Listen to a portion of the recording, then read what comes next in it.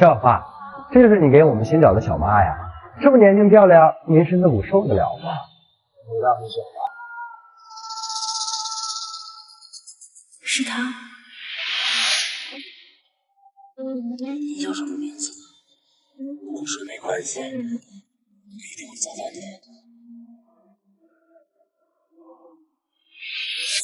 乔乔以后就是你们的小妈，对长辈要尊敬点。是，小妈。愣着干什么？叫人啊！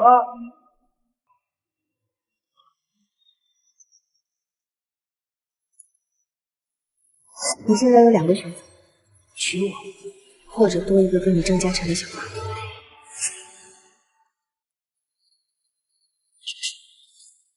因为叫呀，大声的叫呀！让你叫，说不定有人听见，就会来救你了。你会不会？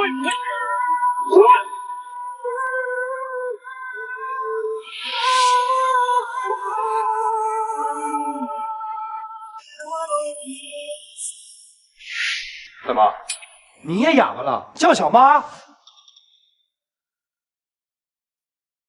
我还有一些工作上的事情要处理。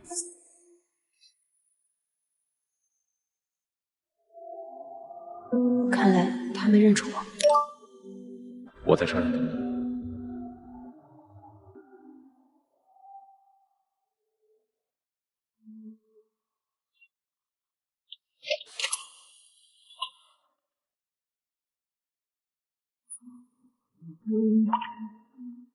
你确定是要跟我结婚吗？你就不怕老头子因为这件事情为难你？你应该非常清楚，楚家的商业版图发展到如今这样的地步，我跟他之间早就不是父子关系冷亲热，而且现在整个西周的人都知道你是他看上的，这样做等于是在打他的脸。不为难，其实我早就想着过结婚跟他翻脸了。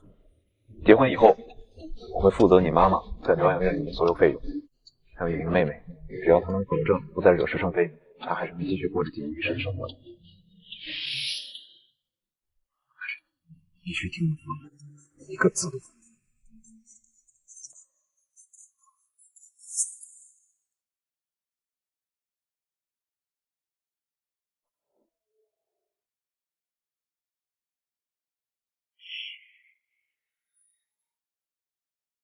开车，民政局，结婚。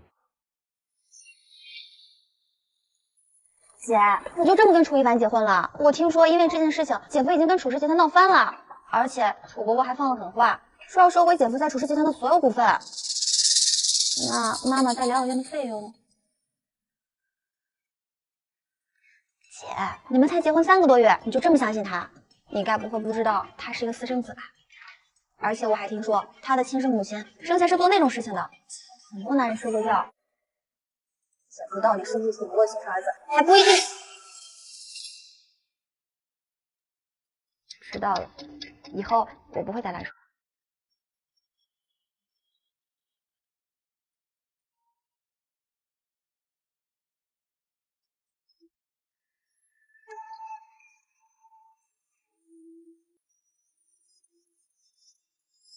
大四，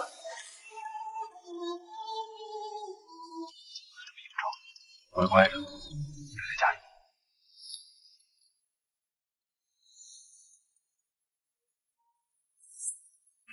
只是可惜，他想要结婚的人好像并不是我。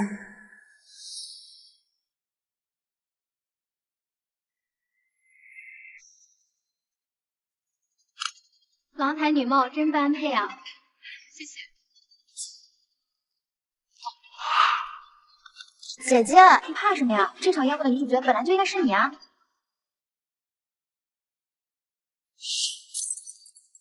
姐夫，你太过分了！今天是你跟我姐结婚100天的纪念日，你居然在这里勾搭别的女人！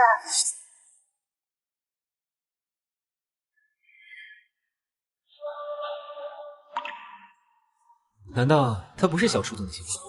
这位才是。我还听说小楚总的新婚夫人是个哑巴来的。小楚总这样的人物，怎么可能会娶一个哑巴？我姐姐不是哑巴，她只是……小初，你来这儿干什么？我有没有告诉你，让你乖乖的在家待着？结婚之前你是怎么答应我的？回去吧，还有你那个惹是生非的妹妹，带回去。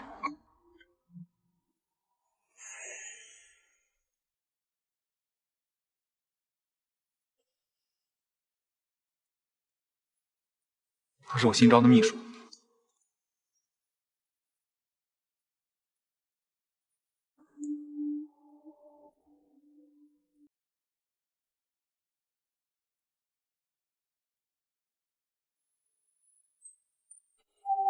那是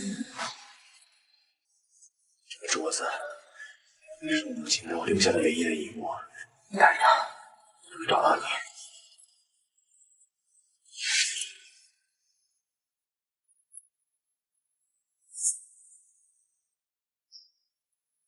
你还愣在这干嘛呢？你好，小姐，有什么可以帮你？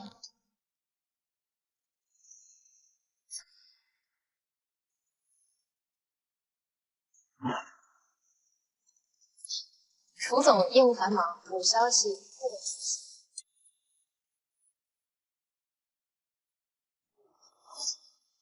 又一送，楚总要这种人。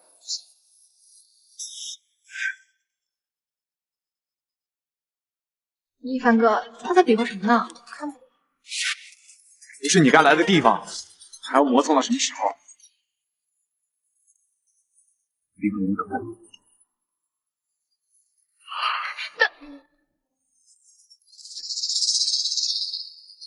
一凡哥，刚才是他在说话吗？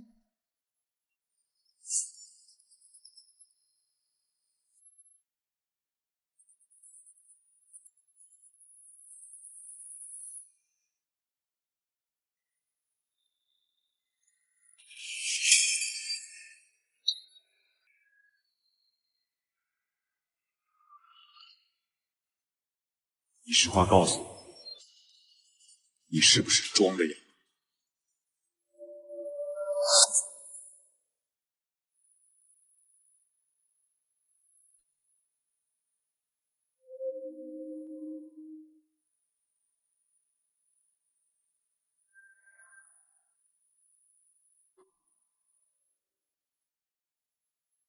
告诉我，你看见了什么？告诉妈妈，你看见什么？就这样，一个字也不要说。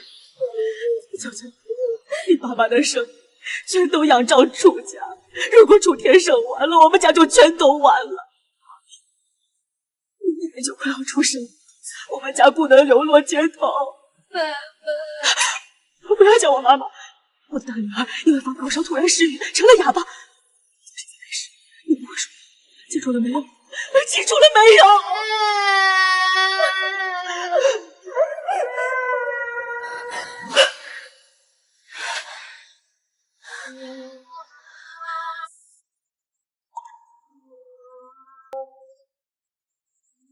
医生开的长效避孕药，今天开始按时服用。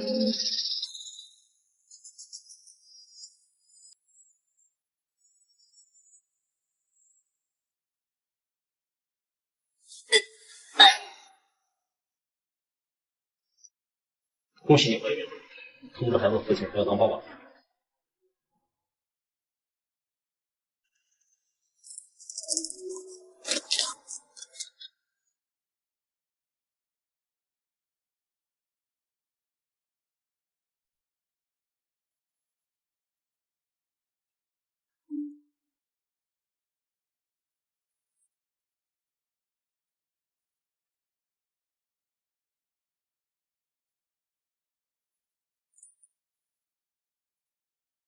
冉冉痛经，看完病去给她买些红糖水，送到这个地址。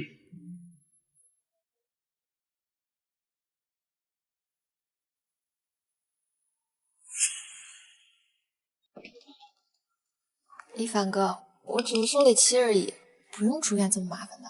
你一个女孩子，怎么不关心自己的身体啊？有你关心就够了呀。一凡哥，我眼睛里好像进东西了，你能帮我吹一下吗？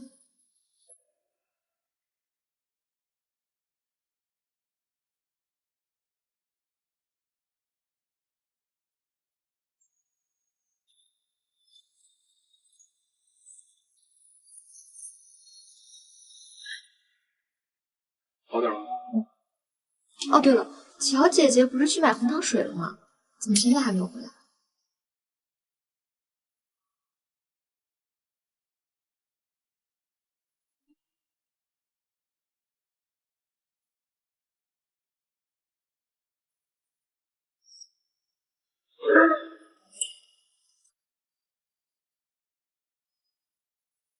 怀孕了，这是好大一个惊喜呀！哎，不对，你老公好像还不知道这事儿吧？别着急，我现在就把这个好消息告诉他。小楚总，你老婆怀孕了。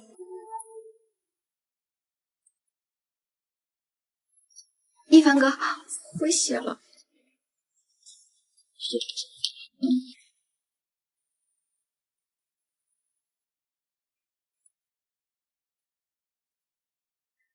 小楚总，你老婆怀孕了哦。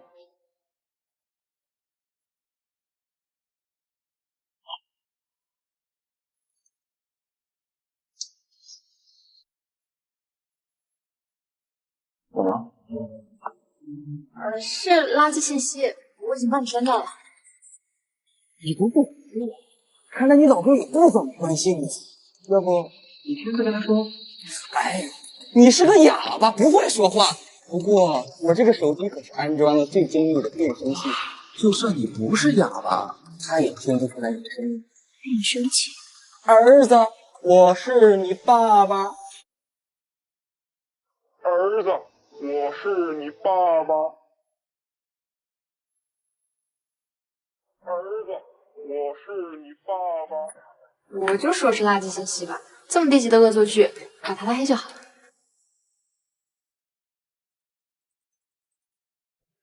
小楚总，你的老婆和孩子可现在都在我手上了。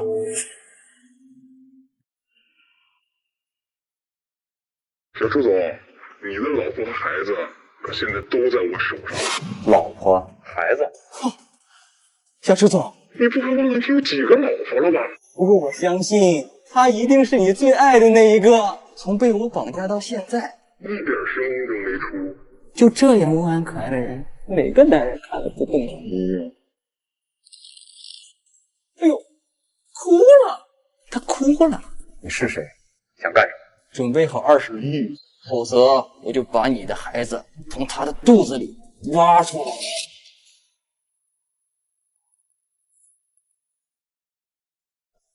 喂，小花，你姐在医院吗？医院啊？对啊，姐夫，我姐病得这么严重，你怎么还不来陪她？不会又在跟那个狐狸精鬼混吧？已经定位到夫人的手机，此刻就在这家院里。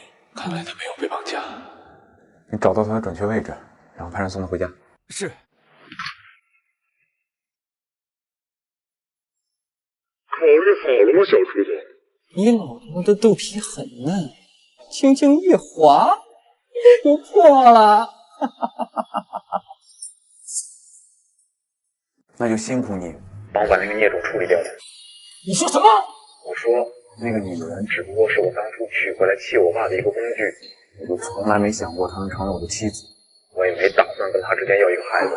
既然你那么喜欢帮人处理矛盾的话，那脸红拿吧，一起帮我处理掉吧。操！捡了个没用的哑巴！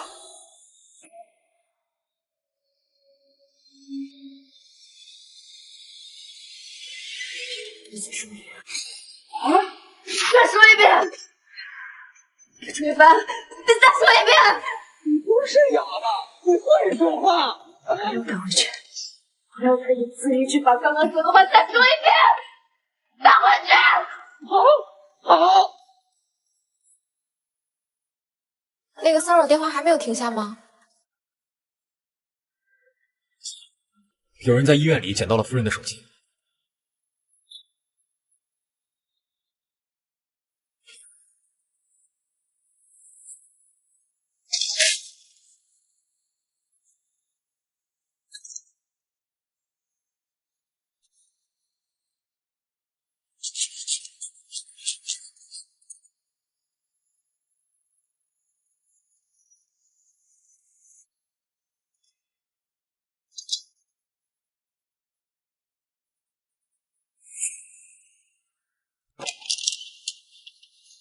那里。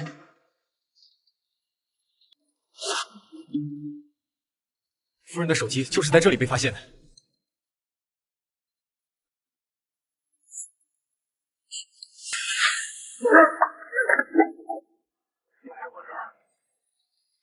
放假了，附近的电控设施都被破坏了。这里也有红糖水。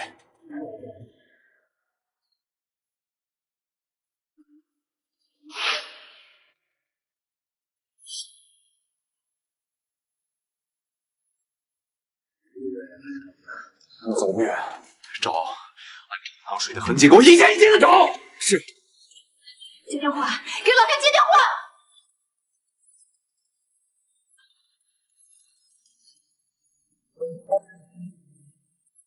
你终于接电话了，陈一凡，小心你掉下我这个手机安装了最精密的变声系统，他听不出来你的声音。原来他并不知道正在跟他通话的是谁。如果他知道了这个孩子的存在，既然你那么喜欢帮人处理，那两个人一起处理掉吧。不能让他知道。你在为了一个男孩。 你让他接电话，我现在需要确保人质的安全。忘了吗？他是为什么？爸爸，再说，他已经死了。当你说出不是他这个妻子要把他这个麻烦杀掉的时候，他就已经死了，是被你的冷言冷语杀死的。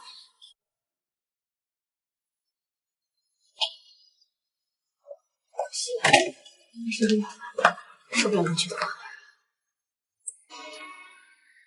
想死是吗？你很生气。他临死之前也很生气，愤怒、屈辱、不甘，还有对你心存的一点点幻想。他比谁都更清楚他在你心里的位置。那你怎么能哪怕你让他给其他女人买红糖水，他都没有怨言。楚一凡，他是一个人。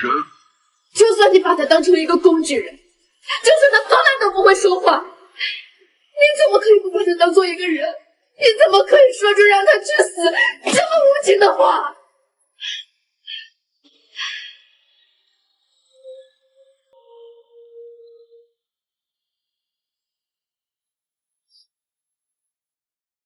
竟然是你啊！即使再痛，他都不会大喊大叫。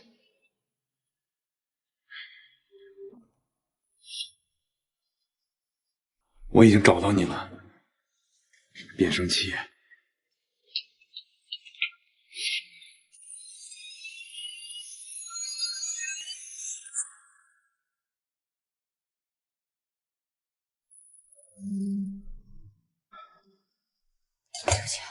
你的手机。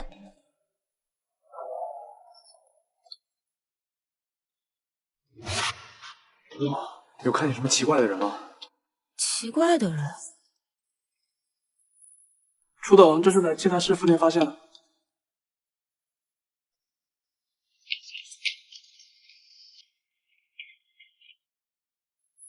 乔姐姐，一凡哥带着人到处去找你，你躲去哪儿了？你手机不是丢了吗？那你这是……该不会绑架这件事？ 是你自导自演的吧？就是为了看一凡哥对你怀孕的态度。你真的怀孕了？放心，就算是真的，我也不会告诉一凡哥。虽然你霸占了我楚夫人的位置，但同为女人，你是个哑巴，本就没有为楚家生儿育女的资格。就算是生下来了，一凡哥也绝对不会让一个哑巴。 到时候骨肉分离，好可怜的。一凡哥，你回来了。一凡哥，你回来了。说什么先生，这么蠢。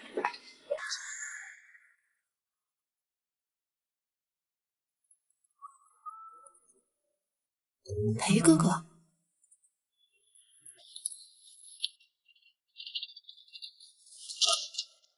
把门敲开。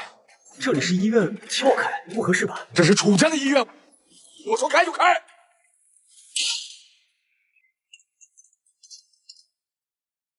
说，楚总，夫人和一个男人离开这家医院了。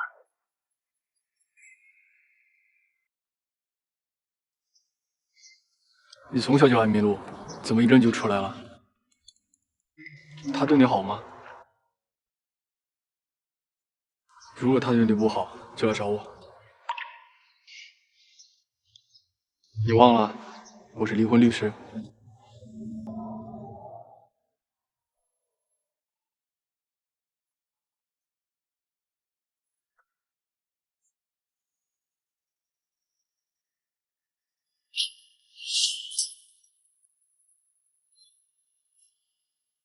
刚才在医院到底发生了什么？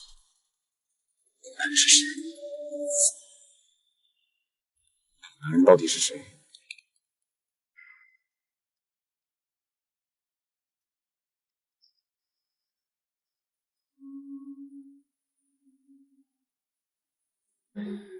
刚才在医院到底发生了什么？就算是真的，我也不会告诉你。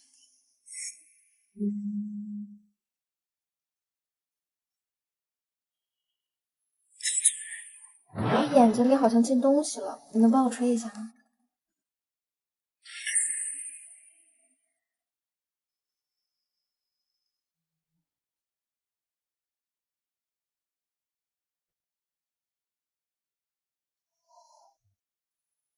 以后没有我的允许，哪里都不要去。如果生病了，我会让医生来家里。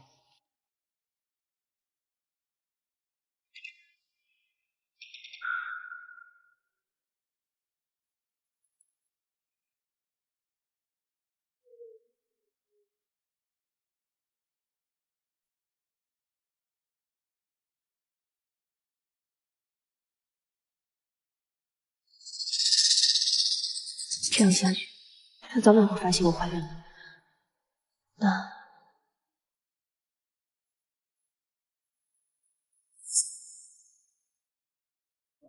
楚总，我们进去以后发现医院的器材室并没有人，但是窗户开着，不确定匪徒是不是翻窗逃走了。这是在器材室里捡到的。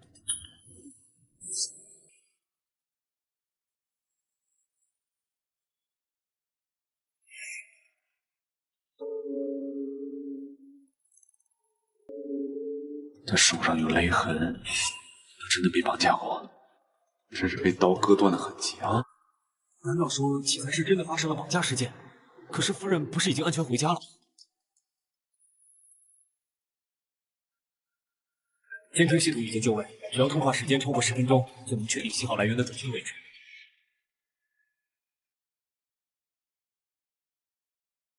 我要的东西准备好了吗？我要的东西准备好了吗？小楚总，20亿这个数字对你来说不算夸张吧？不过我现在保不用。我要。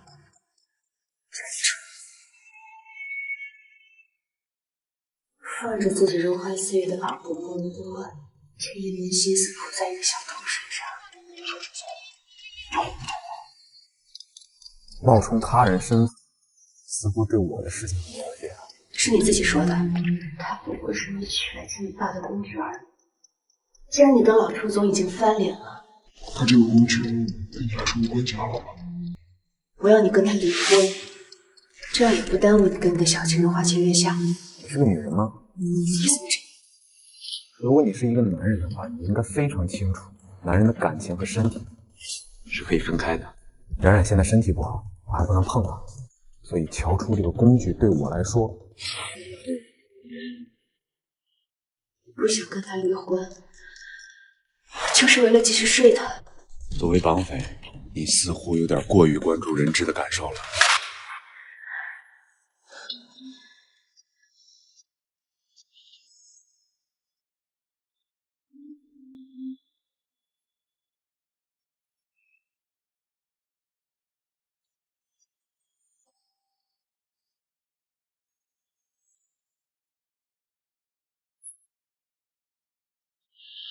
通话时间不足10分钟，无法确定信号的准确来源，大概位置就在您和夫人居住的社区附近。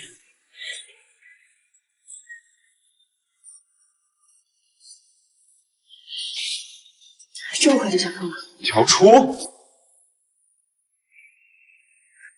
这是我自己的手机。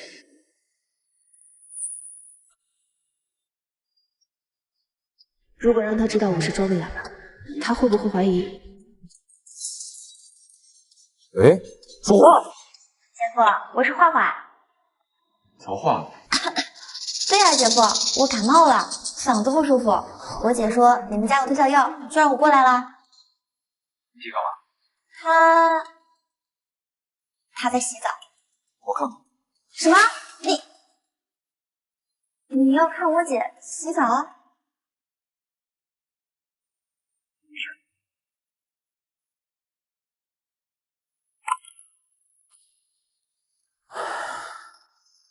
姐，你干嘛让我装感冒骗姐夫啊？啊，我也是你们夫妻情趣不累的一环。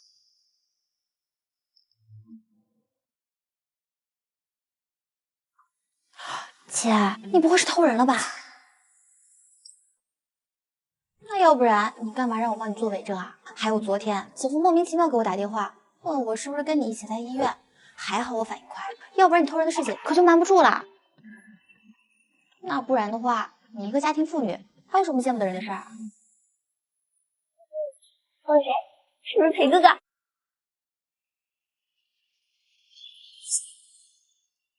你偷了谁？是不是裴哥哥？哎呀，你不说话我就当你承认了啊！难怪我刚才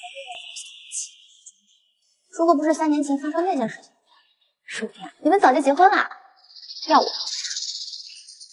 那个渣男，哎姐，下次你们偷情的时候把我也带上吧，我保证能给你们打掩护。万一要是被姐夫发现了，我就说这个是我的男朋友。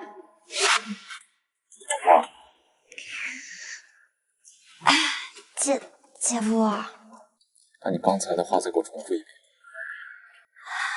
裴哥哥是我的男朋友。上一句。裴哥哥给你这个渣男抢走。哎，姐夫，你什么时候进来的？我们刚才说的话。回去。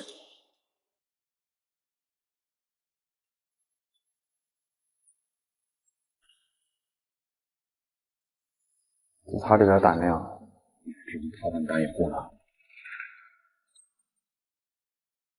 我再问你，在医院到底发生了什么？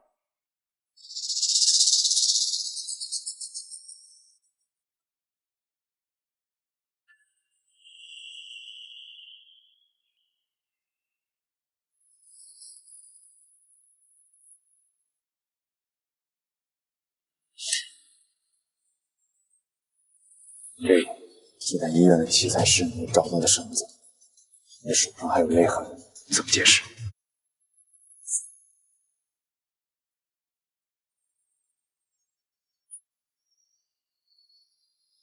器材室里的存放器材所以在器材室绑匪是跳窗逃走的，但是器材室的门是在外面被反锁，所以唯一合理的解释就是你打伤了绑匪。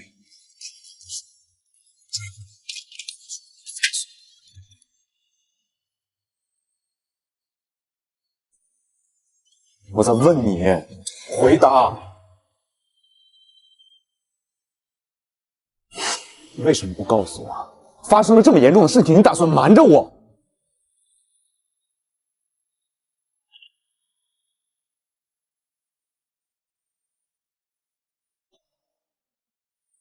那个女人只不过是我当初娶回来气我爸的一个工具，我就从来没想过她是你妻子，没打算和她之间有孩子。你知道吗？那些话我是说给绑匪听的。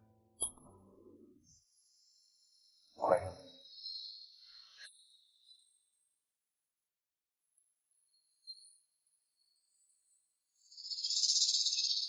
你老婆的肚皮很嫩，轻轻一划就破了。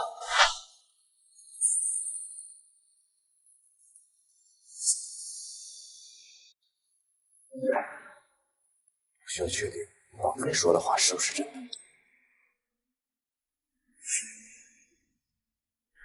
一凡哥也绝对不会让一个哑巴来抚养他的孩子，到时候骨肉分离，好可怜的。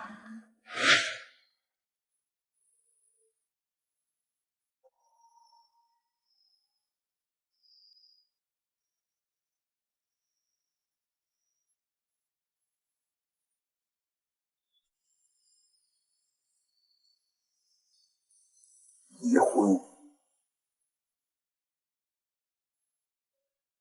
这些话是谁教给你说的？那个绑匪是有找过你了吗？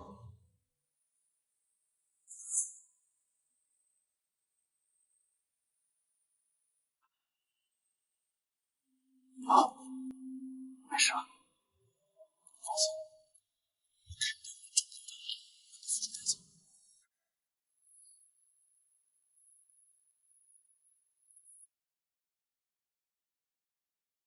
他不是可以被威胁的人。如果想要离婚的话，想离婚的话，法律上妇女有独立决定生育与否的权利。但生孩子这件事毕竟是两个人的事，如果夫妻双方没有出现明显的感情破裂或者重大原则性问题，我的建议是尽量以商讨为主。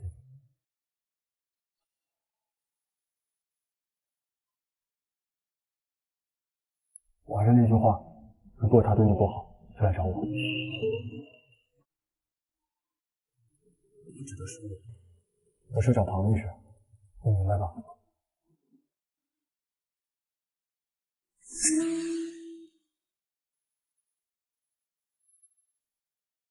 楚总，夫人进了一家律所。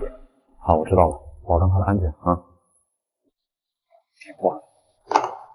楚总，技术部的同事已经修复了变声器的本来声音，应该是个女人。我要你跟他离婚，我这样也不耽误小姐放心一下。我要你跟他离婚。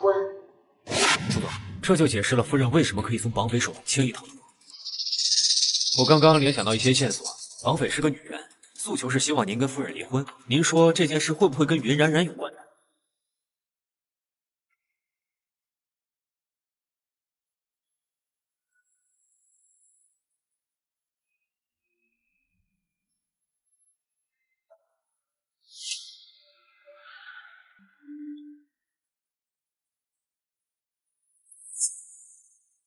？3年前你突然出国，究竟是发生了什么？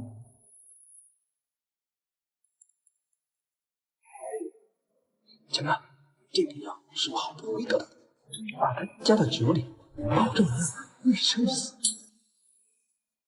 在许多朝鲜的脏路，楚一凡，我看你得了脏病，还能得意多久？楚一凡。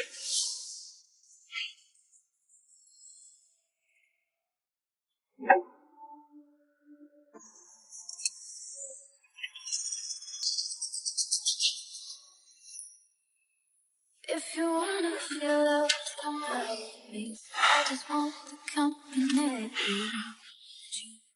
ever feel. Unfold your pieces, I want from your 知道怎么能解决吗？你身上的味道闻起来不像是随便的女人。我自己可以解决。Still you feel the heartbeats go out there, fights move slowly subside. How can I be sure?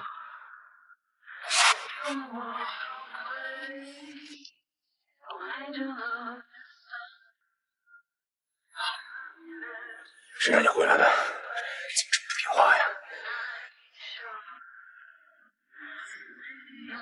这个镯子是我母亲给我留下的唯一的遗物，你带着它，我就能找到你。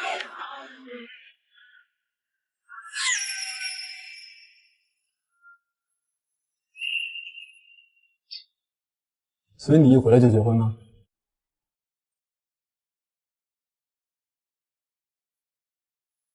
走吧，送你。夫人已经到家了。他自己回去的吗？还是上次那个男人送夫人回的。一凡哥，你下班啦？我没下班。人家这不是想多陪陪你吗？哎，一凡哥，人家的生理期今天刚结束，今晚让我多陪陪你好吗？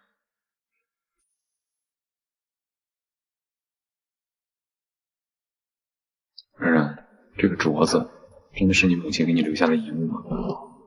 当然了，一凡哥，这是我母亲留给我最珍贵的东西。楚总要这种女人的东西干什么？啊，楚总，镯子很漂亮，哪来的？哦，朋友送的。楚总，人家还没有男朋友。这镯子看起来很贵重，我是男朋友怎么会送这么贵重的礼物？其实这个是我母亲的遗物，楚总要是喜欢，不用了，既然是你母亲的遗物的话，你就带着吧。明天来我办公室报到。我升职了。恭喜你啊，云秘书。把刚才的监控调出来发给我。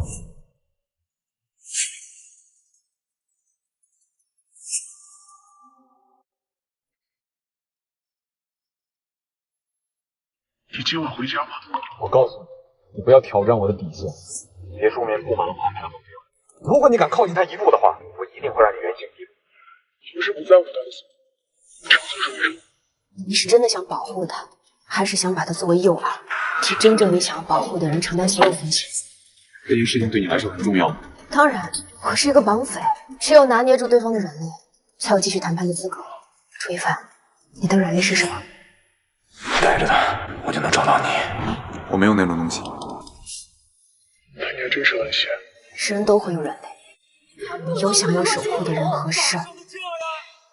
既然你一直把他当做诱饵，那不如把他给我。你跟他离婚，乔楚。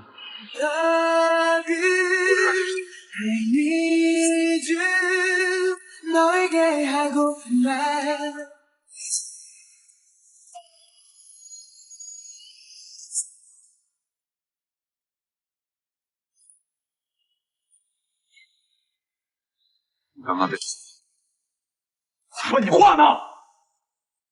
为什么能跟别人打电话说话，跟我就不行？话。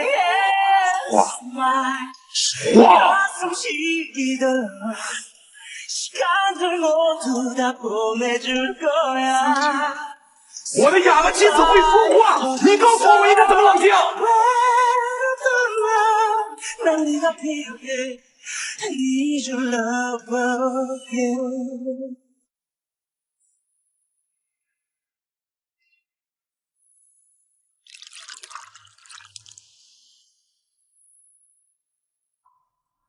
하늘에 닿을 만큼 높은걸요 바다를 품을 만큼 넓은걸요 他到底在想什么？ 이렇게는 마음은 물들어가고 있어요 그대의 그 향기들로 이렇게 love you love you love you 사랑해 따스해 너만 생각하면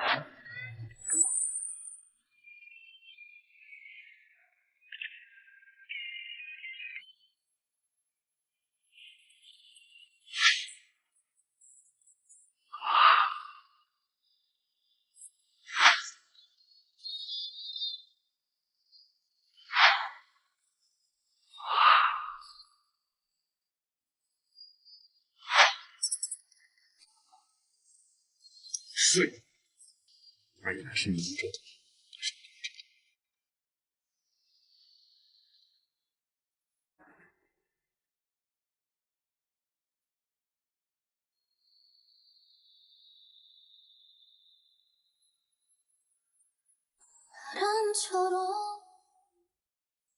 어디로 지 무대 운명에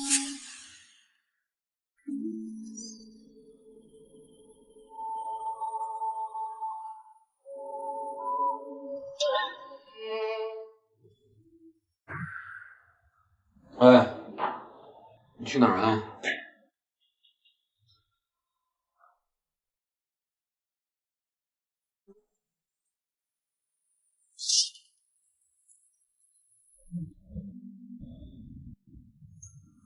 唐律师，约我老婆吃饭，我一起，不介意吧？当然不介意。我夫人肯定也不介意了。服务员，加份餐具。想点什么自己点。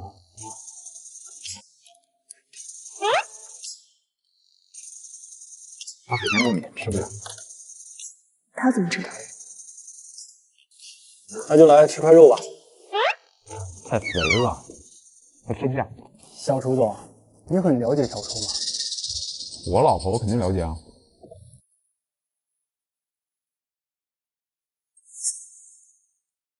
什么？姐，你到现在都没有告诉姐夫3年前你救他的事情，为什么呀？这个镯子哪来的？这是那个女人的东西。谁让你管楚家的闲事？装聋作哑，你为什么不听我的话？楚家在西周可是权势滔天，乔家只不过是他们手下讨生活的一只蚂蚁。现在楚一凡和他同父异母的哥哥斗得不可开交，如果楚天胜知道你也曾经参与其中，他们的行之以前的事情暴露，他是不会放过我们的。我们不可以把那件事情告诉警察吗？我的女儿不会说话，她不会说话。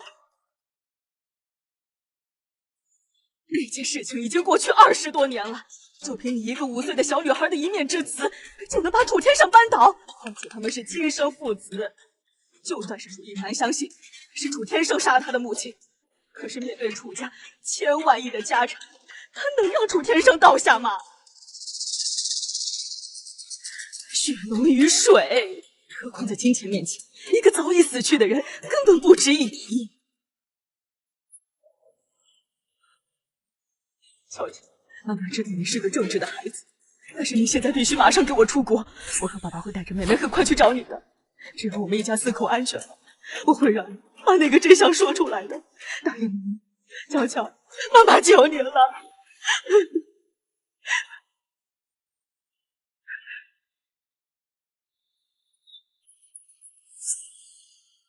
如果把那件事情告诉他，我该如何解释我的不告而别呢？姐，你在发什么呆呢？我不管，现在就要把这件事情告诉姐夫。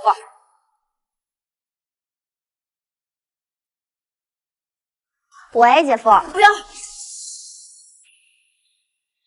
姐，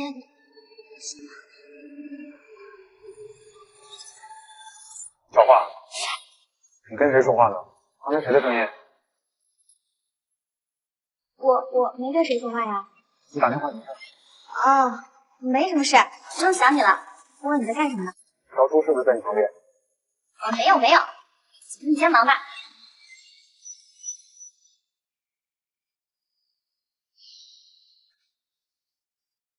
查一下我跟乔慧的通话录音，里面有段声音，绑匪很像。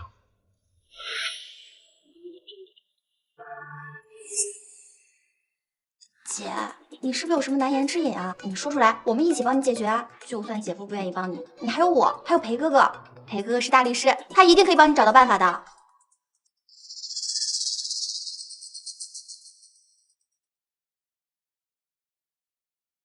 你好像有很重要的事。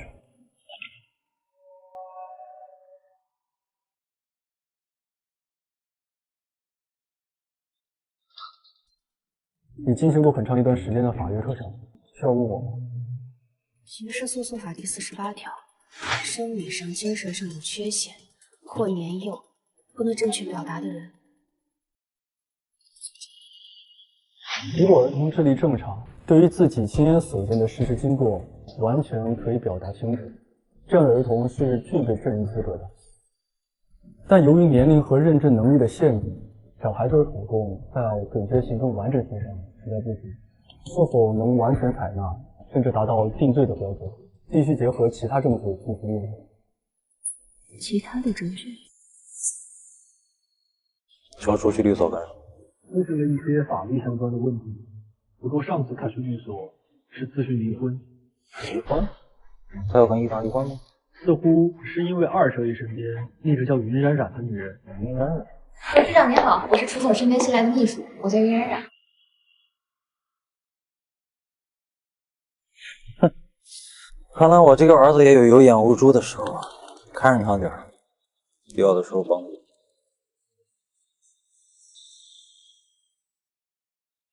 那件事情已经过了20年，很难再有其他的证据。现在妈妈一个人在疗养院，花花又还在读书，而我也没有工作。如果我将真相说出来，却不能为楚天顺定罪，妈妈跟妹妹都会置身在危险之中。何况，这是他想看到的结局吗？声音对比的结果已经出来了，结果跟您猜想。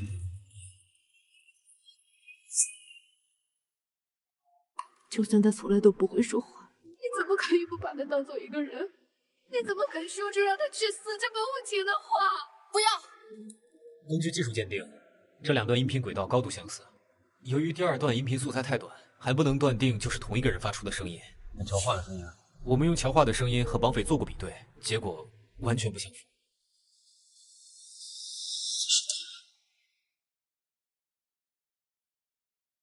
大少爷，先生吩咐过，没有他的允许，任何人不得踏入这道门槛。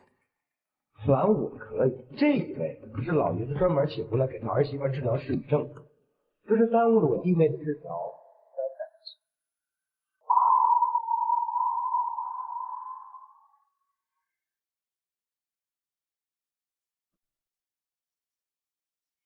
弟妹啊，这治疗方式啊可能有些疼，你要是受不了，就叫上来啊。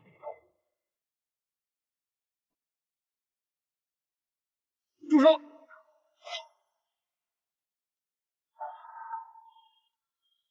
先生，你回来的刚好，他们……一凡啊，你可别误会，我这是奉老爷子之命来给弟妹治病。你也不想你的老婆永远是个哑巴，要是治好了，你还得谢谢我。要是这样的话，那就杀了。怎么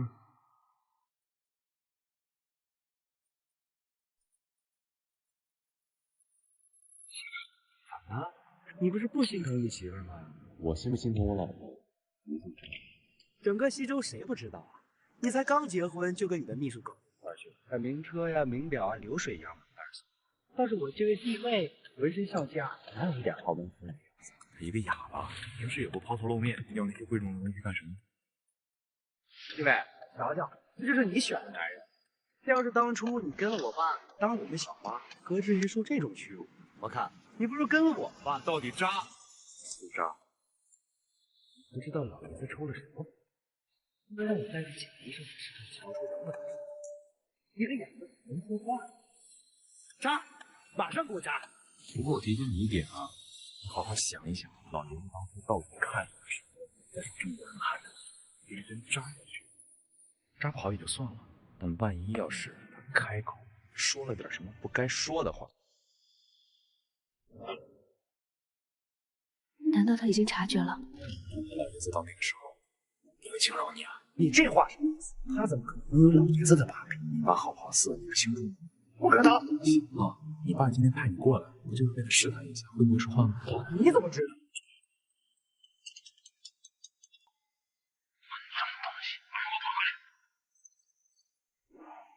看来我会说话的事儿已经瞒不住了。郑姐，夫人受了点惊吓，去做点补品给她补一补。好的。小野，老弟啊，刚才那话什么意思呀？跟哥说说。干！老弟，走啊！难道怀孕的事儿他也知道吗？我让你去查查乔叔会不会说话，你闹这么大动静，你生怕你弟弟不知道是吗？楚一凡不是不在乎那个乔叔，他不在乎，你前脚进去，他后脚就回家了吗？我让你说一闹的话，也不是误。什么时候话？那个女人全程都没有说话，她到底会不会说话？用你这个猪脑子给我想想，乔楚能给我造成多大威胁？我要的是你弟弟的反应，知不知道？蠢货！哦，我明白了吧？那个云冉冉，她就是个挡箭牌，对不对？加强对乔楚的监视。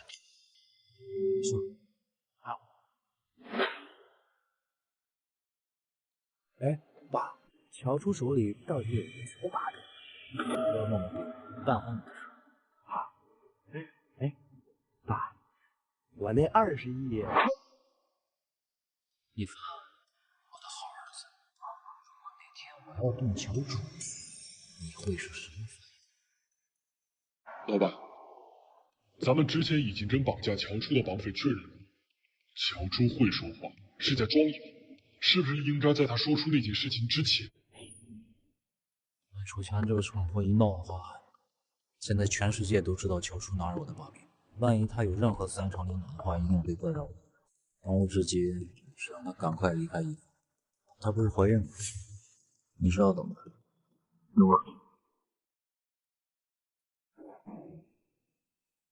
夫人，这些都是对女人身体有好处的。怪我照顾不周，你看起来好像瘦了一些。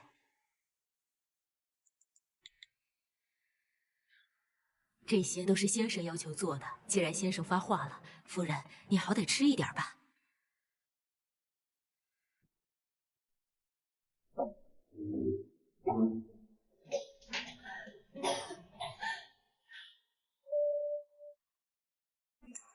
他给我吃这些是什么意思？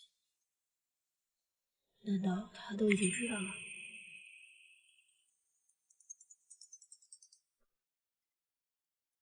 乔女士，这里是私人妇产中心，您的丈夫楚一凡先生为您预约了人工流产手术。人工流产？这是夫人在遭遇绑架那天医院的就诊记录。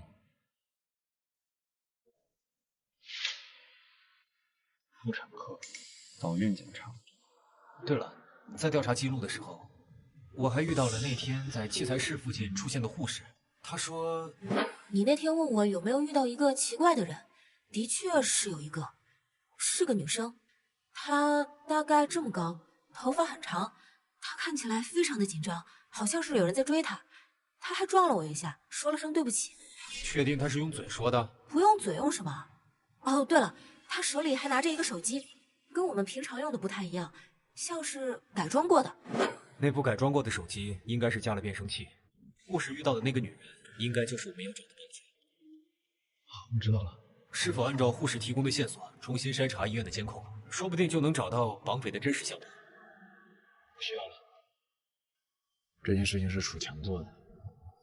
大少爷，我的夫人在楚家的医院遭遇了绑架，刚好呢。 那天医院周边的监控又全都在维修，除了楚家的人，谁还有这样的权利呢？20亿，楚强又刚好欠了20亿的赌债，他肯定会铤而走险的。好的。真的怀孕了？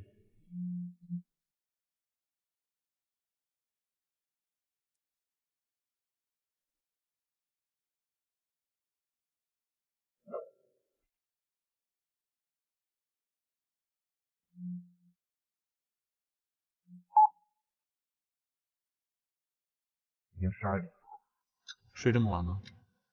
你在关心一个绑匪的身体健康吗？是的，因为如果你不睡的话，我的夫人随时都有可能有危险。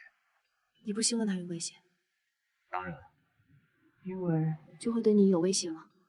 我的夫人是一个什么样的女人？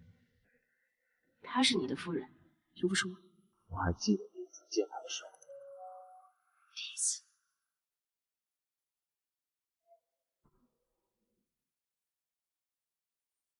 闹完。闹了！我这个死人桌子，这么想发话，不如跟他就死了。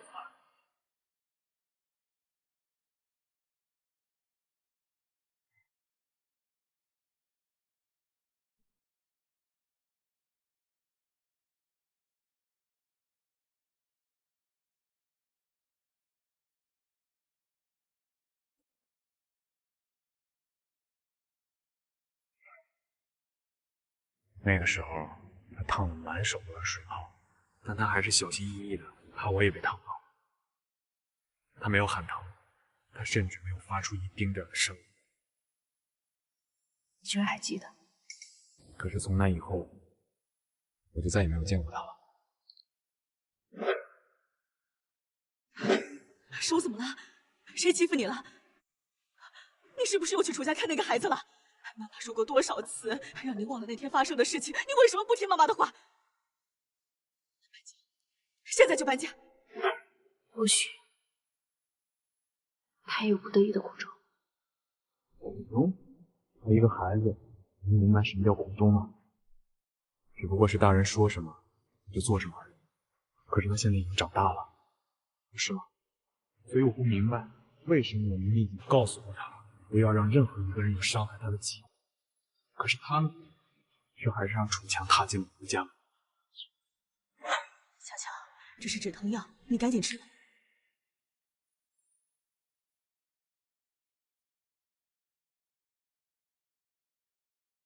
可是楚天胜需要，楚天胜需要确定你是不是永远都不会说谎。小强，妹妹现在还小，你再忍忍，为了我们全家，你再忍忍啊，再忍忍吧。出去吧。大强来了。来来，坐下来。大夫，开始治疗吧。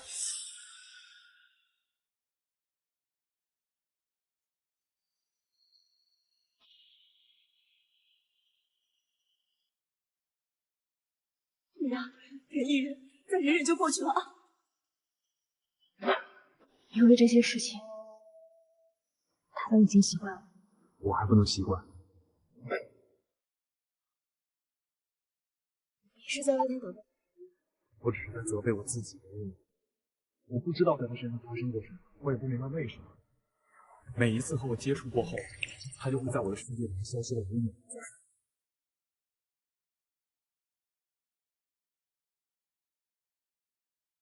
你找我女儿，她出国了。出国了？她国外有个男朋友，两个人一起出国留学去了。初二上，我女儿是个哑巴，小爱做不出。像你这样高贵的生人，跟她永远不会有交集的，对吗？明白了，打扰了。所以当他再次回到我的身边的时候，我不敢向他透露我一丁点的爱，我生怕稍有不慎，他就会从我的世界里消失。你真的这样想？是。你不是，你在骗我。我是一个绑匪，你怎么可能轻易向我展示你的软肋？之所以那样说，是你想让我以为只要抓住强叔，你就会满足我的任何要求，而你真正在乎的人就可以帮着你。不然，你怎么会给他预约人工流产手术？没错，我监听了他的手机，刚刚有一家私人妇产医院说是你给他预约的人工流产手术。你相信吗？你相信这件事情是我做的吗？如果你相信我，你就不会给我打今天这通电话了。袁姐，从现在开始，不要相信任何人的话，也不要相信你自己的眼睛，更不要用自己的猜想去判断任何人、任何事。相信你自己的内心，去做你想做、你认为正确的事情。认为正确的事。楚一凡，你喝多了吧你？我是一个绑匪，你居然在教一个绑匪做事？和一个思念了这么久的人说了这么多，我确实有点醉了。你在调戏我？我可是绑匪。尊敬的绑匪。你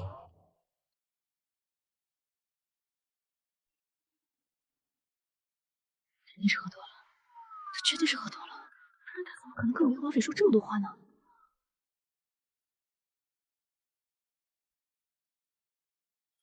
他该不会是中了什么奇奇怪怪的迷药吧？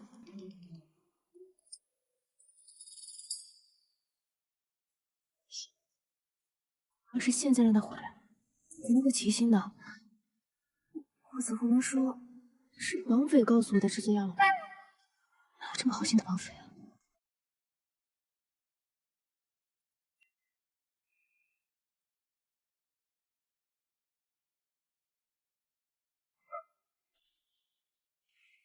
这太近了。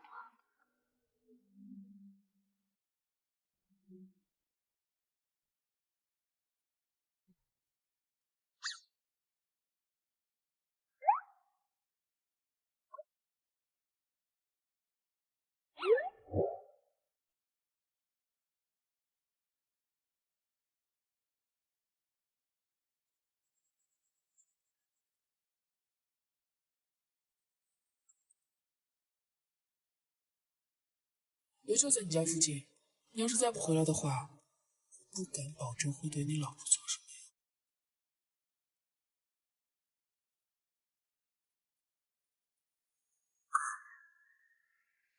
要是回来问我怀孕的事情怎么办？还有周雅妈的事，他那天对楚香说的那些话，好好想一想，老爷子当初到底看上他什么了，带上这么多人看着呢？你这一针扎下去，扎不好也就算了，但万一要是他开口说了点什么不该说的话，我已经猜到什么了吧？如果他知道我要把他的亲生父亲送进监狱，先生回来了。这么快就回来了，难道他真的很关心我？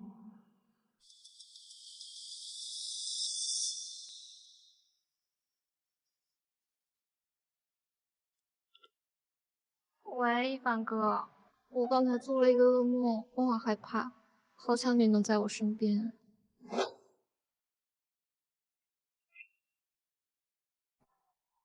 俺在工作，你得给你买一台显示板到手。真的，一凡哥，你对我最好了，亲亲。别闹。哦。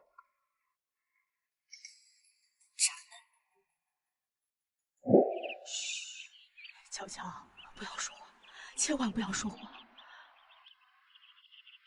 13床，你女儿来看你了。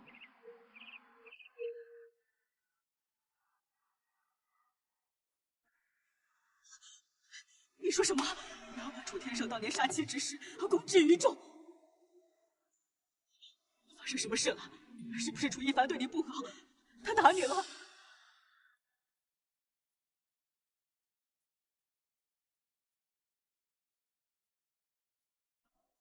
那为什么这么好的日子你不想过了？我怀孕了。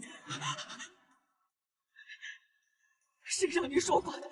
谁让你开口说话的？妈，我怀孕了。之前那些事情我欺骗了所有人，难道我还要继续欺骗我的孩子吗？不，乔乔，你是清楚的。凭你一个人的供词，根本不足以给楚天胜定罪。就算那些事情被重新调查，在他被定罪之前，他是不会放过我们母女三人的。楚一凡会帮我们的。他为什么帮我？他们可是亲生父子。他是一个好人。好人？好人就不会生气了？好人就必须帮我们吗？乔乔，被害的是他亲生母亲。是啊，他很爱他的母亲，他恨楚天胜。他们是父子，就算他们父子斗争的多么激烈，他终究还是姓楚，他们才是真正的利益共同体。他责怪的只能是你，怎么瞒了他这么多年？如果他真的爱他的母亲，那你这些年装聋作哑，他会原谅你，他会原谅我这个他生怕死的丈夫。既然已经怀孕了，就安安稳稳的把日子过下去。你还年轻，天生总会死在你的前面，到那个时候，一切都就过去了。难道要让凶手一直逍遥法外？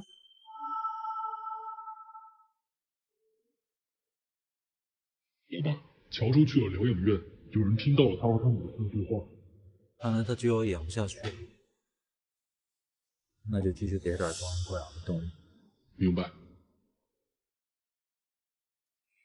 猜想，去判断任何人、任何事，相信自己的内心，去做你想做和你认为正确的事情。我要报案。那我先走了，晚，明天见。不知道姐姐怎么样了？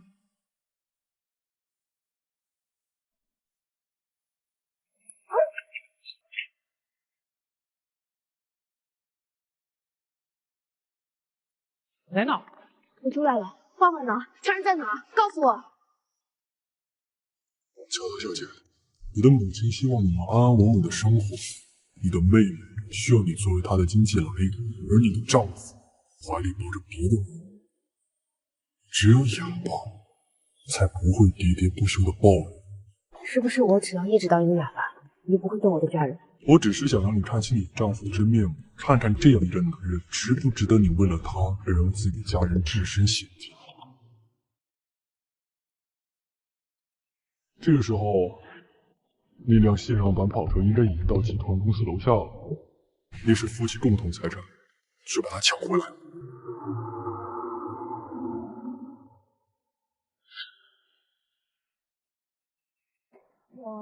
哇，这就是楚总订的那台限量版跑车，据说整个西周只有这一台。冉冉，你那个真好啊！只要你们像我一样努力工作，一凡哥也不拖累你。我们努力工作了呀，只是没努力对地方。刘秘书，你该不会是在出手床上努力了吧？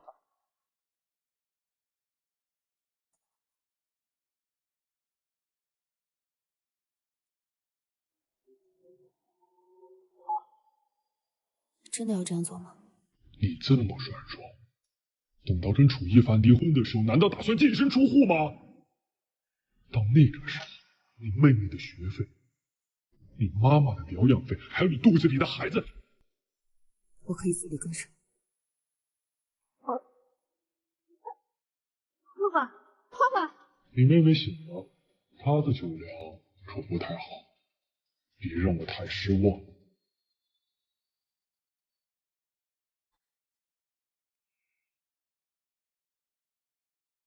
他一定在监视我的动作，为了画画，只能这样。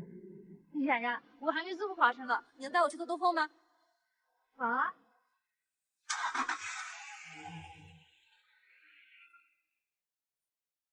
夫人，这是谁啊？冉冉，你怎么叫他夫人？听说楚总夫人好像是个哑巴，她看起来好像不会说话的样子，难道真的是夫人？对，你个哑巴，说话呀！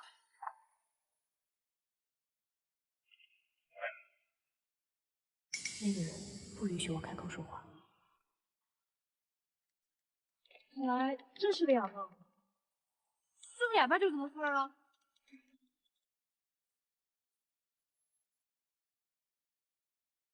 你怎么可能？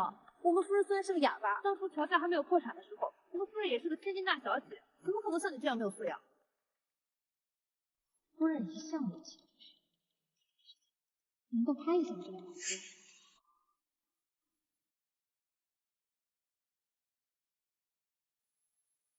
冉冉，为什么呢？他就是个诈欺犯，冒充我们夫人，他抢走这辆跑车。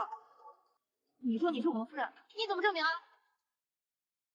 在场只有我，如果我承认他的身份，这样是无辜。你看冉冉干什么？我实话告诉你吧，冉冉是我们楚总的心头肉，这只手镯是楚总妈妈的，楚总把这么重要的东西送给冉冉，就算真的夫人来了，也只能给她提鞋。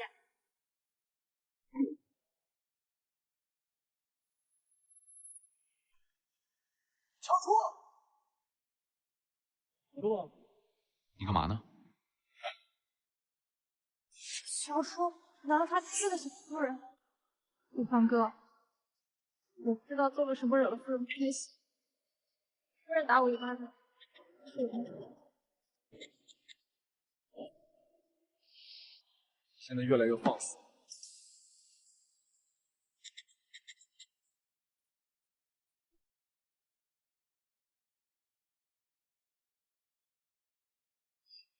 到底想干什么？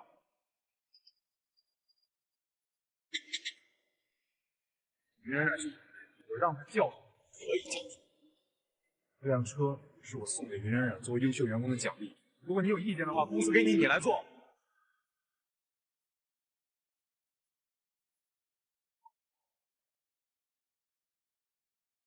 冉冉，你没事吧？我就说吧，有楚总给你撑腰，就算真的夫人来了，也不会把你怎么样。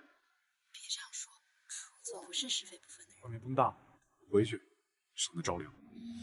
没钱给老子还赌债，却有钱给小贱人买跑车，心头肉。小贱人，你给我等着！我已经按照你的要求做了，但你没有做到。你只说让我去抢，并没有说一定要抢到。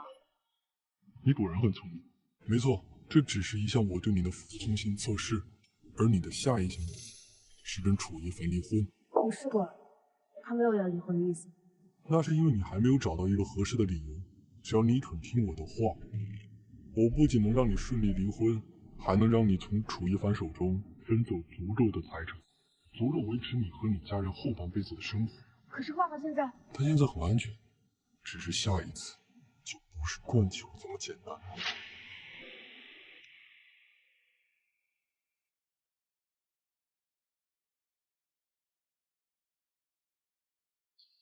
把他送回学校。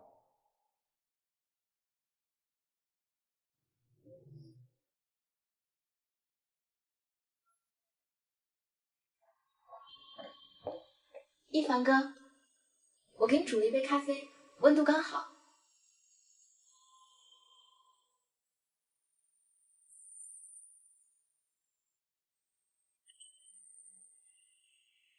今天这件事情，想到你了。今天是我不好，夫人不会说话，我应该好好帮她解释的。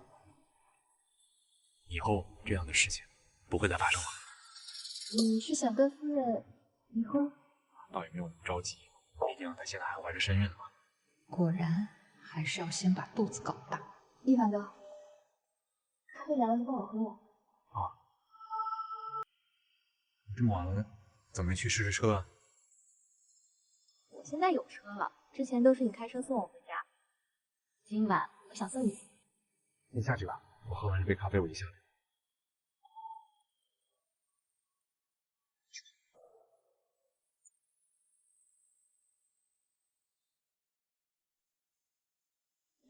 我不仅能让你顺利离婚，还能让你从楚一凡手中分走足够的财产。这个人到底想做什么？如果只是为了让我继续装哑的话，为什么还要帮我和楚一凡争奸产？或许他能给我答案。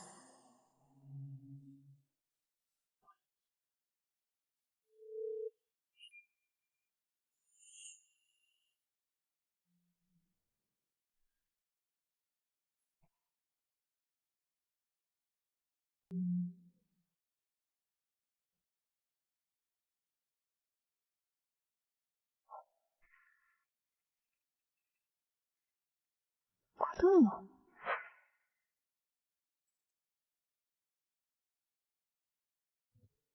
到这个地址来，你会得到离婚的理由。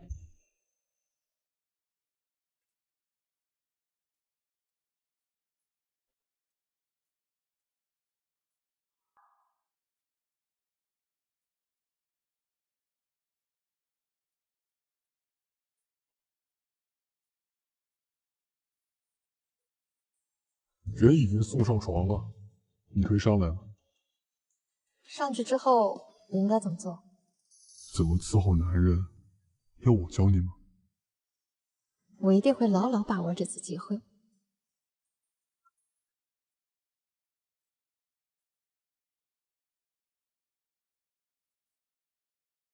一凡哥，我终于要真正成为你的女人了。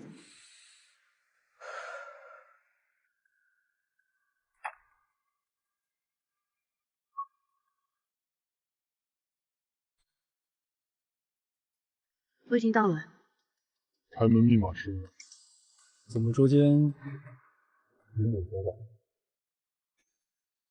你给的香药了，确实给的香药了。那又怎么样？难道你真的相信这世界上会有人迷乱心智的神药？这世界上只有两种男人：好死和假装不好死。没有男人能够拒绝本能的欲望，除非他不信。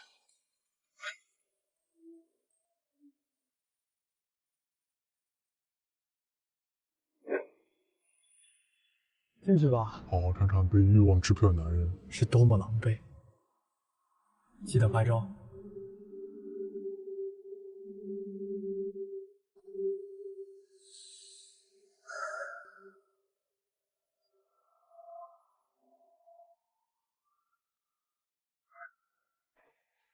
已经完事儿了，洗澡也不开灯，该不会他们在浴室里？真的在浴室里？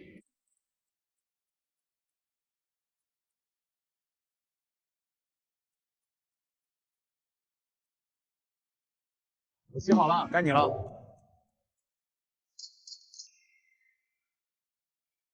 不洗也没关系，反正我现在很急。怎么回事？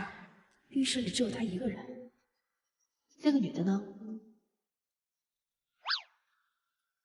找什么呢？我已经检查过了，整个房间里面都没有摄像头。难道他听见我进来，藏起来了？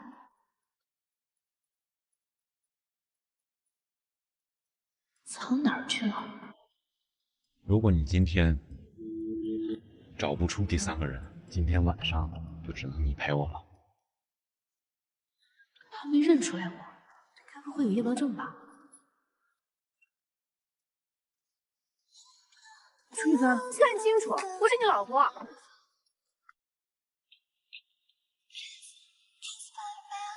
我老婆不会说话。你早就知道？我是第几个？什么？我是第几个知道你会说话这件事情的5个、6个，我是第7个。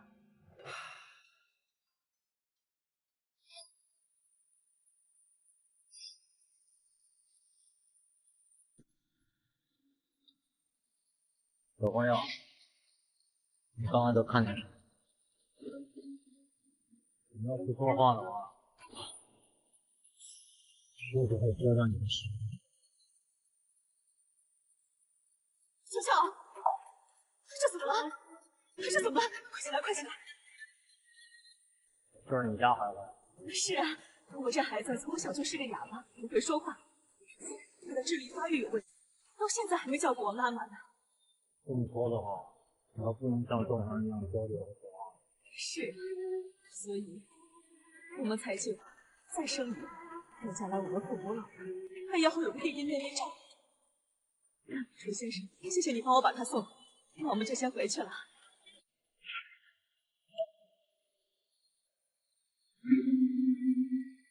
怎么说？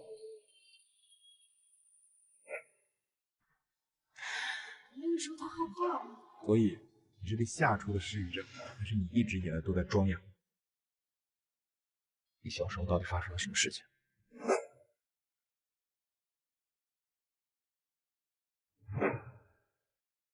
如果他真的爱他的母亲，那你这些年装聋作哑，他会原谅你吗？他会原谅我这个他生怕死的丈母娘吗？他会接受我们的孩子吗？又哑了。林冉冉呢？刚才来开饭，你不知道去哪了？我是被下药了。怎么总被下药？啊？那你要说这件事情的话，那我得感谢冉冉了。当年要不是她帮了我，说不定我就不知道被什么来路不明的野女人生吞活剥了。野女人？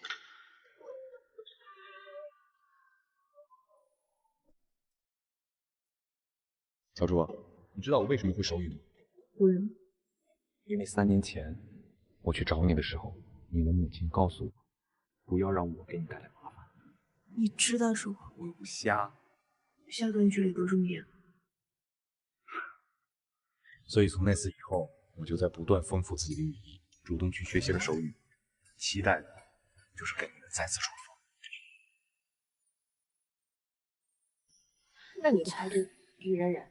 欲享他人之福，必遭他人之祸。我相信云冉冉现在已经开始后悔了。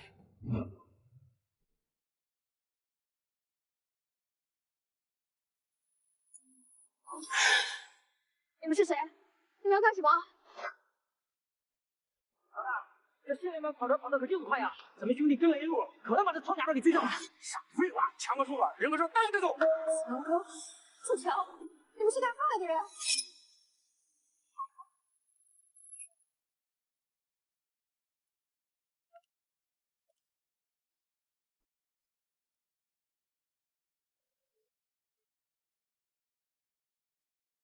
看来事情进行的很顺利，你好像看起来不开心。如果你的妻子出轨了，你们开心吗？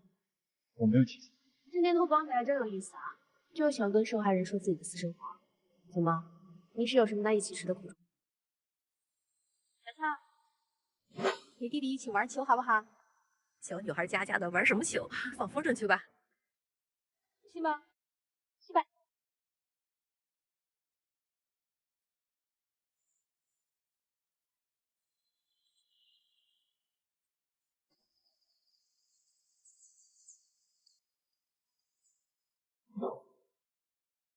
没有。你说了。什么？他的房间没有其他女人，只有他一个。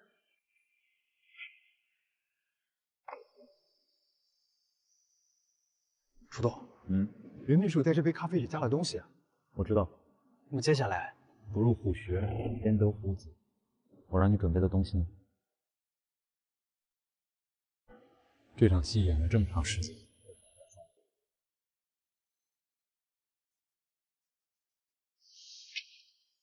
小朱，你不愿开口的那些秘密，我会用自己的方式把它挖出来。我们都被他耍了，你我还有云冉冉，都只是他计划中的一环。检查一下你右方上衣的图案吧，里面有一个定位器，是他放进去的。这是。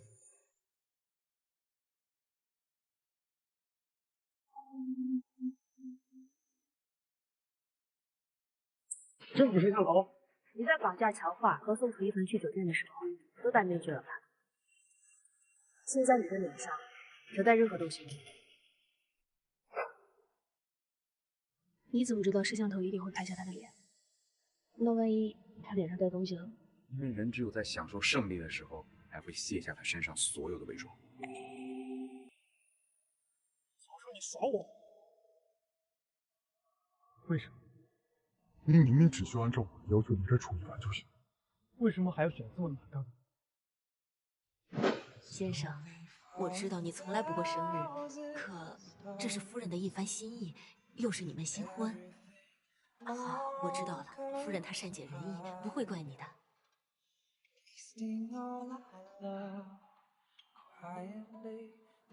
夫人，先生在南州出差，这单生意非常重要，所以。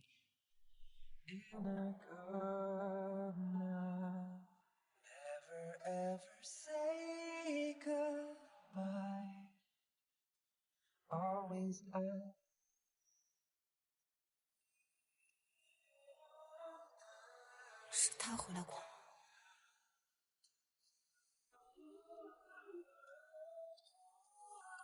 先生，你慢点吃，这么多呢。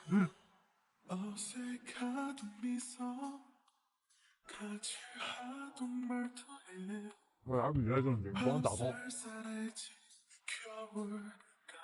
2兄弟。因为无论他如何假装对我冷漠，我始终相信他的心是热。既然如此，有别无选择。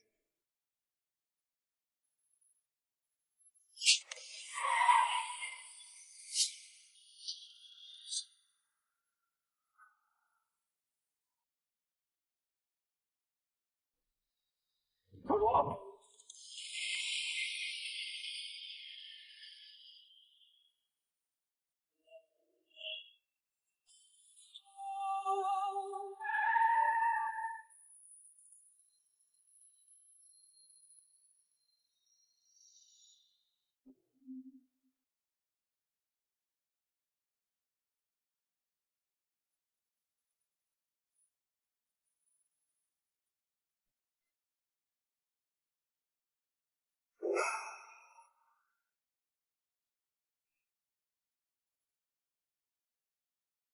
其实我能猜到你的身份，但我还是希望你的脸别太让我失望。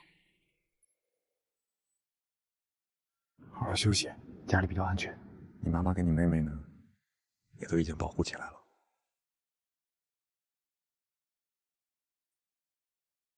楚一凡，你叫我什么？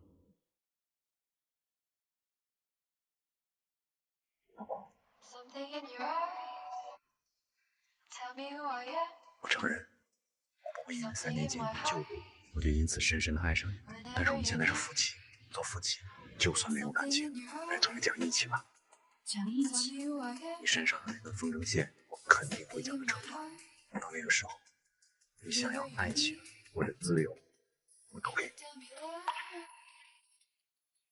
可是我不敢说，就是害怕失去。朱总，照片上男人的资料都整理好了。唐雨培，28岁，20年前跟随他的生母搬到了夫人后来一家居住的社区，至此两家一直都是邻居。而他的母亲只是一名普通的家政工作人员，并且我们暂时无法查到有关于他生父的任何资料。私生子，又或许有人想抹去他与生父之间的联系。20年前，乔初一家人搬走也是20年前。人家故意监视的，20年前到底还发生了什么事情？对了，楚总，云秘书今天没来上班，刚才有个快递是寄给您的。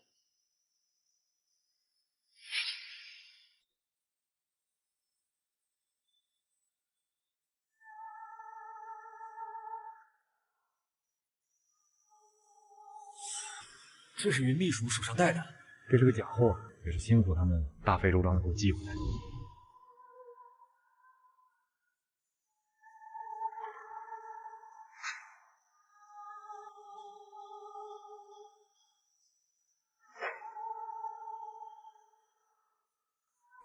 20年前，这车祸是。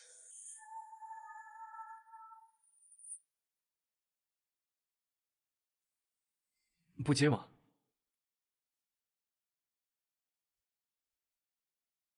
待会儿是不是还有个重要会议？哦，好像是有个重要的会议。云秘书今天没来上班，你记得扣他工资，顺便问问他是不是不想干了。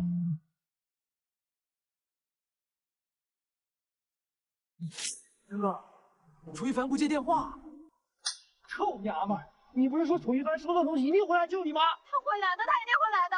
乔楚那个哑巴都救你，怎么可能会不救你？开会，他一定是在开会。最好是你说的这个，否则再主剥我皮的时候，我一定让你给我吃饭！别说我，楚一凡是不会来救你，会救他的是乔初。强哥，是不是楚一凡的人来了？你是那个让我给一凡队下药的人。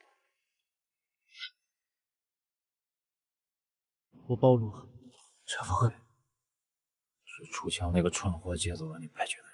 你的小儿子起了疑心，就算乔树永远不开口，他一旦查出了真实身份，那件事就瞒不下去了。你打算怎么办？人不为己，天诛地灭。老板，您这段父子关系应该保不住，但真相绝对不能公之于众。一定得找一个合适的体育养恩。明白。去吧。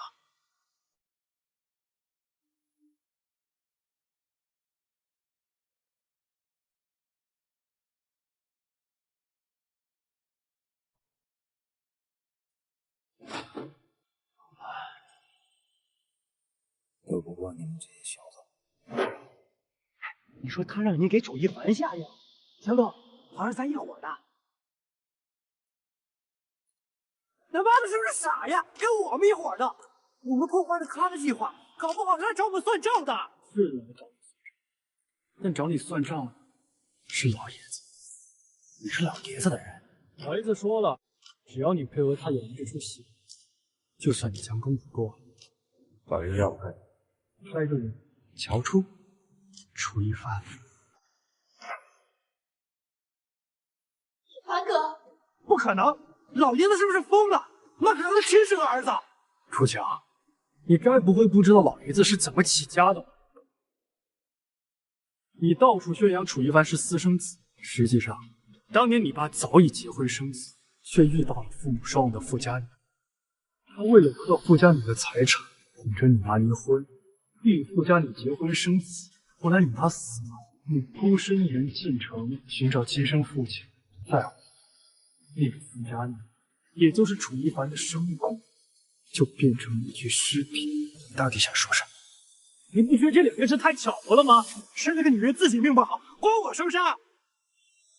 原本是和你没有什么关系，但现在有人执意要找出当年的真相。一旦你父亲楚天生倒塌，20亿赌债就再也没有可能还上了。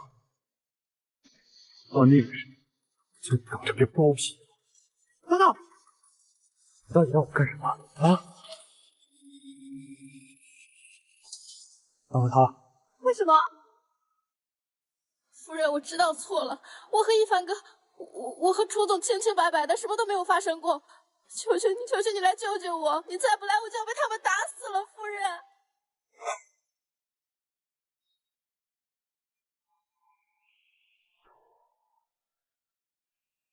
夫人，车在等着了，去做产检吧。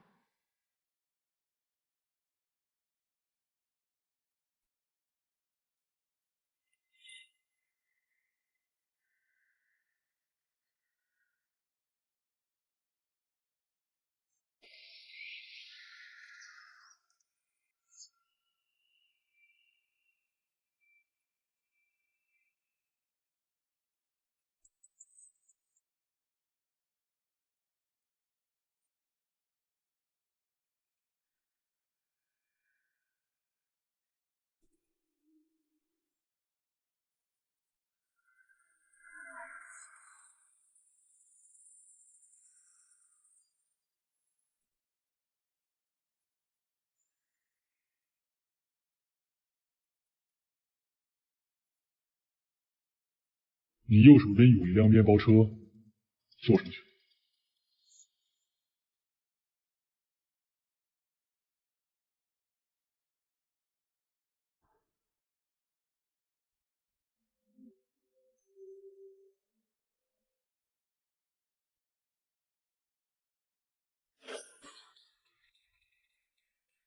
小胖，别在这儿！弟妹，几天不见，怎么还胖了？胸还大了啊！天哥，回去胀奶都这样。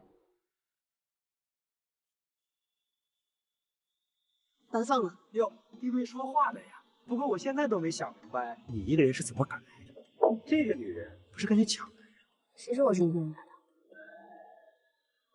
我的帮手就在这儿。你什么意思？这个男人不敢杀我，他要是杀我，那天他就不会踩下刹车。而今天，他利用你们把我引过来，或许是因为他想让我离开吧。离开？别动！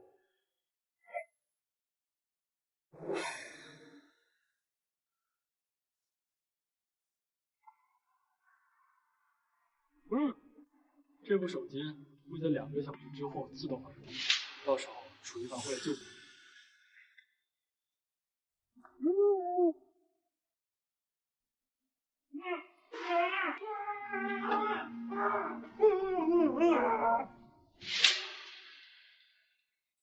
你怎么知道我的目的？楚天生是什么心慈手软的人啊？他连他儿子的赌债都不还，竟然派你来执行关于我的任务，那就说明你对那件事情是知情的。真到了，你就不会再留。不走，我们2个都得死。随你们配合。你利用楚强做掩护，想让楚一凡以为我也被楚强绑架了，所以他才会找错方向，而你就会有更多带我离开的时间。你很聪明，这些年装聋作哑，一定装得很辛苦。那你呢？背负着一张灭案的真相，还要做一名正义的律师，不行。岳哥哥，我想知道到底为什么。因为我没有血。是我们没有，夫人在去产检的路上失踪了。你确定她是自愿上的那辆面包车吗？根据附近监控显示，是这样的。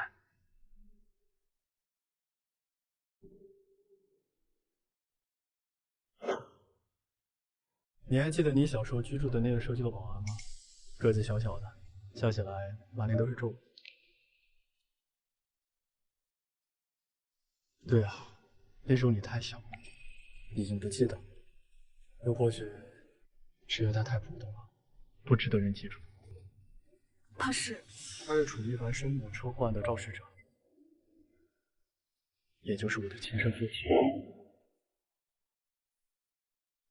那时候我们一家3口住在一个狭小出租屋里，我妈给人当保姆，每天都会带一些剩菜回来。家里面冬天没有暖气，我和我的父亲就一起睡在社区的保安亭里，大没有取暖器，比家里面暖和。可是为什么？你是不是想问，就算生物微薄，也不至于一家人过得如此辛苦？因为麻绳专挑细处断，恶饮专找苦命人。我从小身体就不好，家里人花光了所有的积蓄为我治病，而那一年我妈被查出尿毒症。后来的事你应该已经猜到了。我妈为了钱替楚天生顶了罪，不久就病逝了。而我从8岁那年开始就沦为楚天生的诅咒。他出钱为我治病，我负责监视你。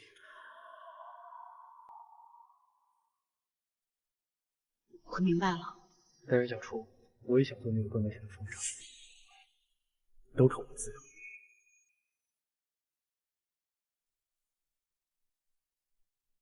那其实不是赵楠，你内衣里藏着另外一部手机吧？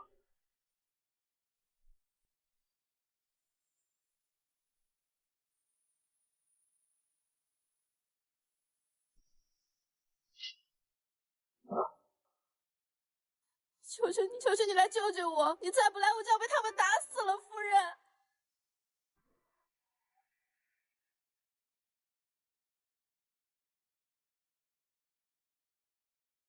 您好，您拨叫的用户暂时无权接听。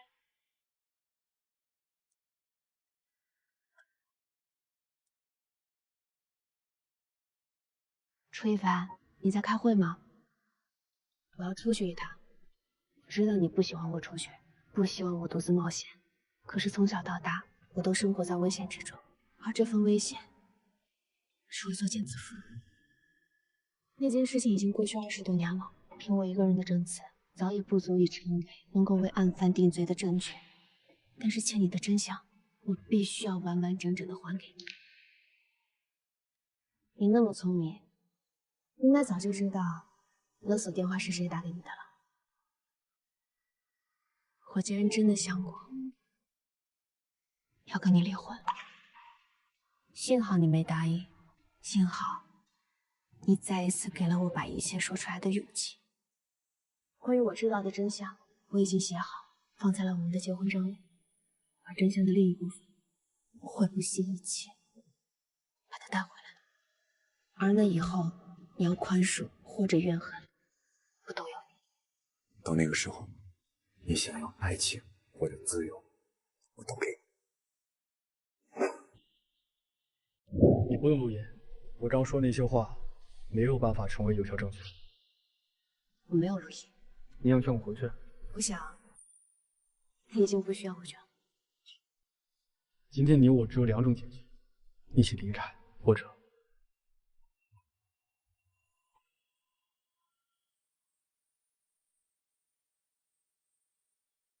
杀回去。不会有这个东西。我也不会，或者说，我不会对人用。小楚，楚天胜害怕我报复，这些年除了监视你，没做什么脏事，但就非法持枪这一条，就算我活着，唐律师也会去。我把自毁清白的牺牲，我10年寒窗苦读的努力，我拼命想活出一个人样，全部抛弃。走漏就是走漏，你比我幸运。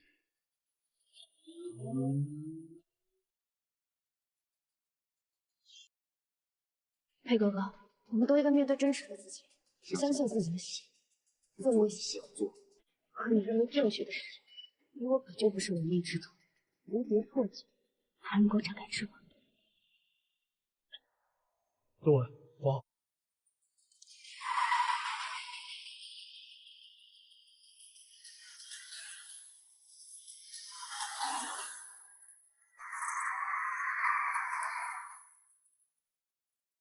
老板，你掉头了，抓去！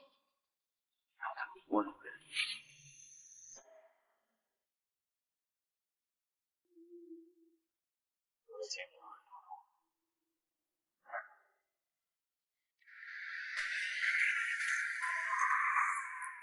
再这样下去，我们很快就会被抓上。好消息是，我给警方留下线索，如果我们死在这条路上，就会成为楚天胜雇凶杀人的铁证。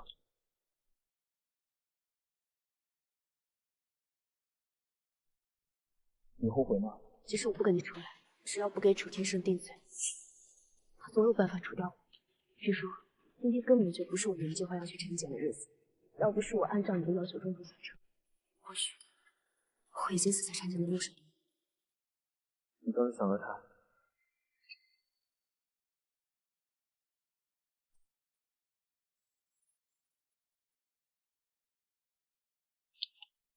老公，哎，小柱，我距离你还有最后的2公里，不用犹豫，直接往前开，也不要回头看后面发生了什么。记住，只要我在，我就不会让任何人拦得住你。你是不敢说我？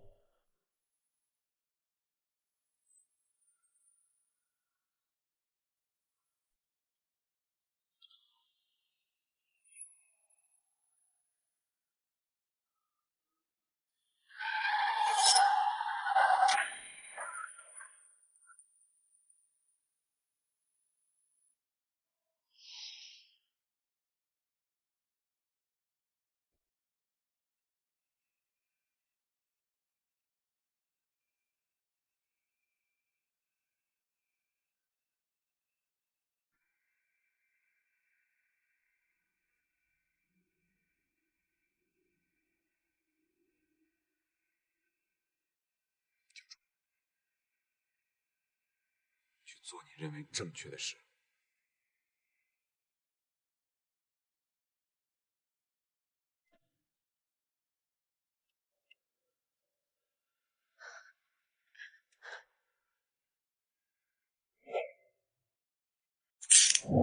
楚先生，你被捕了。想到最后是栽在你小子手里。走。要是情况稳定，可以回去按新氧菜了。谢谢医生。嗯，你上次来的时候不是哑巴吗？大概是新生的力量让我的失语症治好了吧。医学奇迹啊，也只有小短剧敢这么写。姐姐，姐夫不会还没醒吧？不会变成植物人了吧？小短剧里都是这么演的。不过根据我看过几百部小短剧的经验来说，一般这个时候，只要女主真情告白，男主就会醒过来啦。告白？你不会从来没有跟姐夫告过白吧？到那个时候，也想要爱情或者自由。那算是告白吗？可是我这样一个满身谎言的女人，他喜欢我什么呢？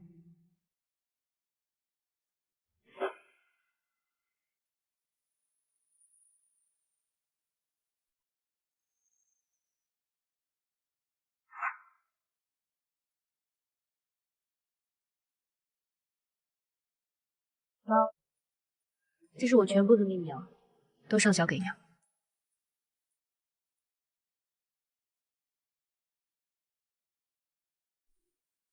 我很感谢这只手机，给了我再次发声的渠道。原本我以为只要家人平安，只要表面上相安无事，我自己内心的感受并不重要。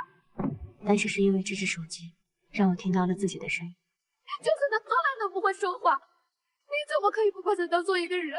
你怎么可以说出让他去死这么无情的话？我也想要宣泄自己的怨气，是你自己说的，他不过是你娶来亲你爸的工具而已。既然你跟老朱总已经翻脸了，那这个工具对你来说无关紧要了吧？我要你跟他离婚，我也想要独立，想要掌控自己的人生。你说，等所有的事情结束以后，我想要爱情和自由，你都给我。可是这2件事情原本就不冲突。我也想要爱你的自由，我也想要自由的爱你，而不是心中怀着对你的愧疚，就不敢期待你的回应。你从来就没有不原谅我，是我自己不原谅我自己。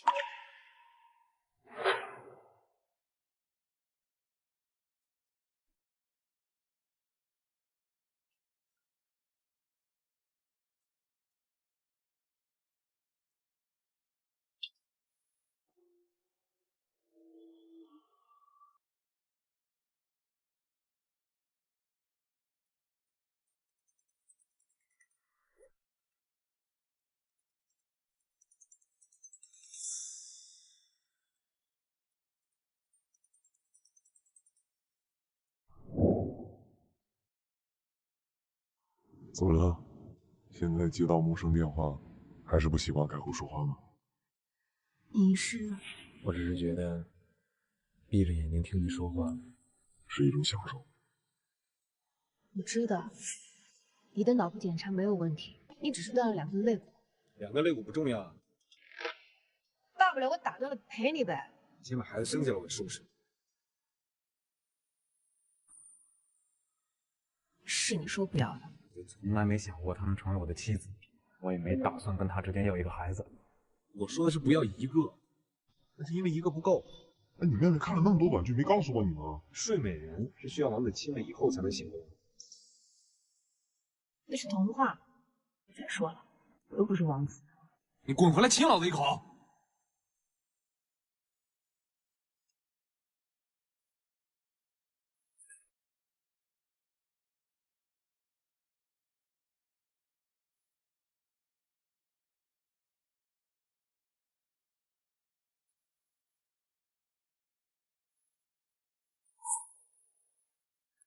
等等，你是不是忘记了什么事情？